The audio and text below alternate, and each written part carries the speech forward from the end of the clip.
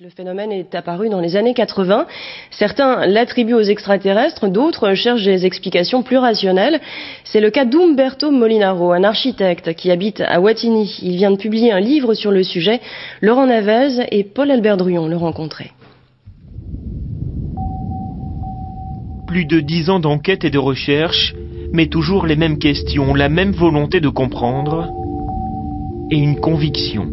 Umberto Molinaro en est persuadé, les crop circles ne sont pas l'œuvre d'humains.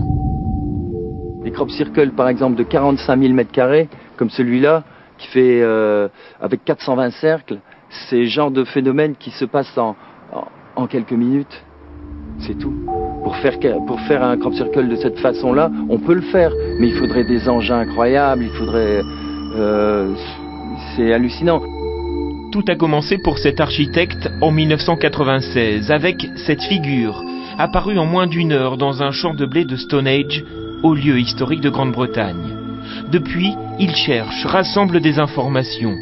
Des mathématiciens se sont penchés sur le phénomène, mettant en évidence dans chacune des figures les règles de la géométrie sacrée utilisées dans l'Égypte antique jusqu'au temps des cathédrales. Autre constatation troublante, l'état du blé dans les cercles. Le blé n'est pas fauché, il est simplement plié et plié à la racine. Toutes les expériences montrent que pour le plier à cet endroit-là, il faut une très grande source de chaleur, mais pendant quelques nanosecondes.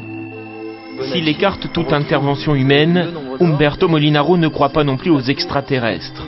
Dans son livre, il évoque les effets de l'énergie, la force des ondes électromagnétiques. Tout cela nous échappe.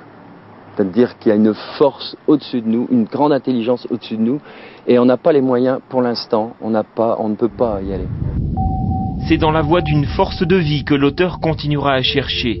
Cette force qui, selon lui, nous enverrait un message d'harmonie et de beauté que nous recevons, mais loin encore de pouvoir le comprendre. Et c'est la fin de cette édition. À suivre sur France 3 vos informations nationales.